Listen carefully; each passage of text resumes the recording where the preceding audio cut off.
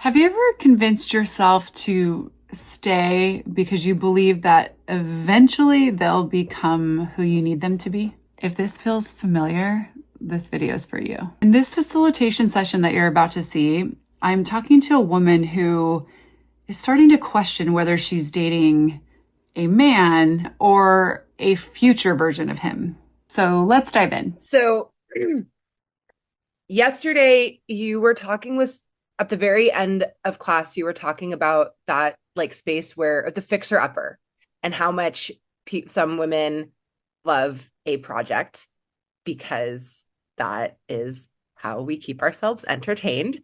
And as you were saying that, I was noticing that is definitely a trend that I have dated in the past. And I was just wondering if we could explore a little bit, and maybe these are the same thing and I'm just trying to trick myself, but like the difference between choosing a fixer upper for or that point where you get the information that somebody is not maybe who they presented themselves originally and you're like, that's okay, we'll figure this out, i.e. I'll change you. Trust that someone's going to be who they are tomorrow, because being an invitation for someone to change is very different than projecting that they will change or that you can fix them. So what you might want to look at is, you can't date someone's potential. You can, but you're going to get stuck in always judging them. So this is where allowance is. We can create it as a trap into acceptance. But you can have if you go to allowance for someone, this is who they are. And if they never change, does it work for me? And if I don't have to do the work to change them, are they actually capable of choosing the change that I'm aware of as possible? Otherwise, you are constantly dating your fantasy.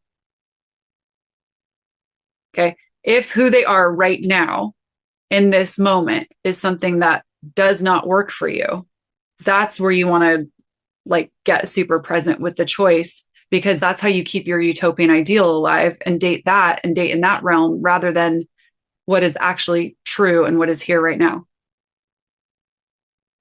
Because then you go into, okay, I'm investing my time and energy into this person, and investing your time and energy is often where the trap later, where you go, but I've spent so much time and energy. And I've had so many women, some of them on this call, tell me, I hate that I date them. And then they go off and find someone to marry, or then they go off and change and are magical and they wouldn't choose that with me. It might be that they couldn't choose it with you.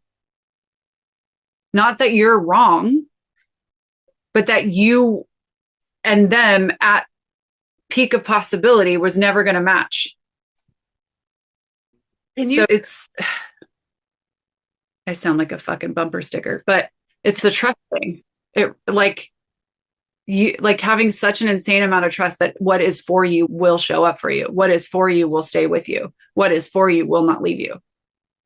It's an insane amount of trust. Investing time. It was also all the places I had cut parts of me off. And then that was more what I invested time, but then I also had like, it's like a weird, like investing parts of you, but it's not actually parts of you. You're like leaving parts of you behind. And then you're like, where did I go? And now this has to work because I left so much of me outside of the door that if this doesn't work and I don't have me.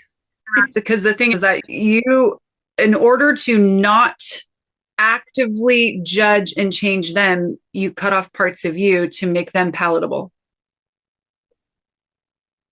So it's still trying to change them so that you can leave parts of you behind that get activated or triggered. It's how we try to take our reality and fit it inside someone else's. Like what I see people thinking is that, okay, I see his potential or her potential, so I will go actively do the things to change them. That's one way. So I'm going to judge them. I'm going to nag them. I'm going to push them. I'm going to go do force, and I'm driving energy this way. Another way to do that is I'll change them, which is actually not changing them, is I'll cut off all the parts of me that don't match with them. And that's how I'll convince myself that they changed.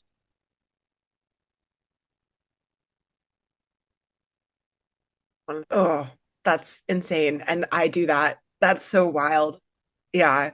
If he will never hold your hand, if that's something you want, okay, you really want physical touch, and he's just not a hand holder. If you cut off your hands, have you changed him, or does that just not come up anymore because you no longer ask to hold hands? Yeah. You didn't change him. You just found a way to make him palatable. Never.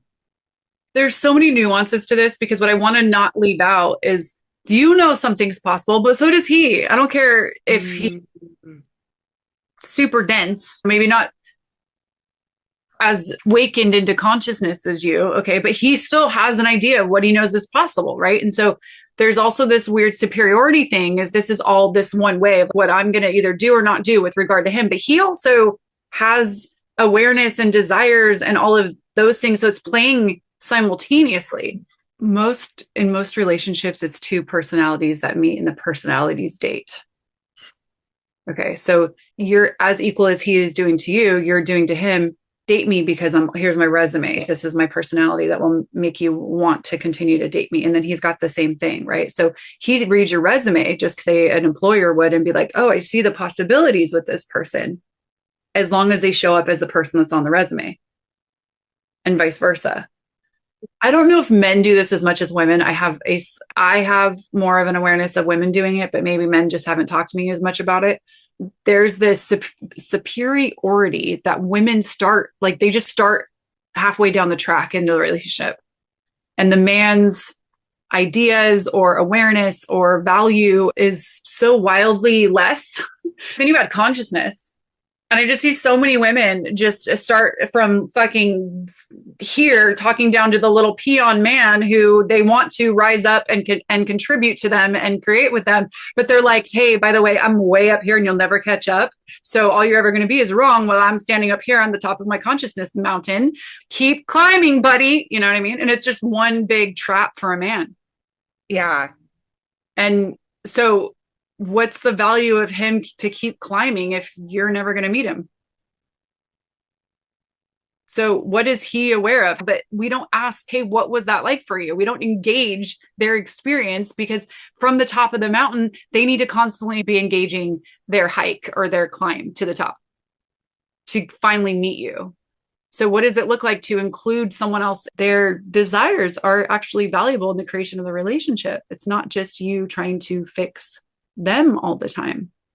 And when you're willing to see that, it can be way easier to choose someone that matches an honoring of you because you're honoring you and your design, you know what that is. So then you can honor someone else. But if you're not honoring you, I trust you cannot truly honor anybody else. You don't even concept, you don't even understand. So you're always trying to fix them the way that you're always trying to fix you because you're not honoring you. That was a good answer.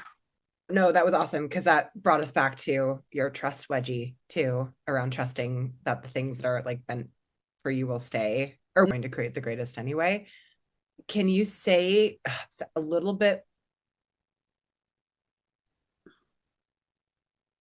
with honoring? I know I do this weird trip up thing because I'm not honoring myself. So then I'm like, if there was honoring in the relationship, but then it comes from a space of like force and projection and not actually. So in those moments,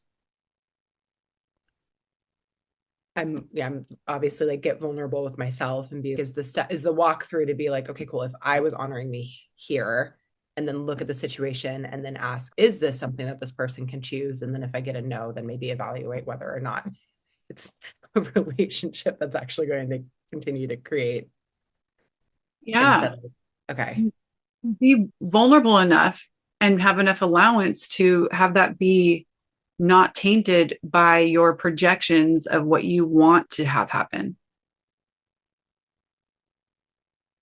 Like you want the relationship to work, you desire to. Okay, yeah. So then you ask a question with zero vulnerability and zero allowance.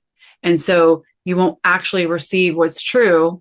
And you'll tweak that, whatever comes up after you ask the question to match what you've decided needs to happen rather than, is this even available with this person? Yeah.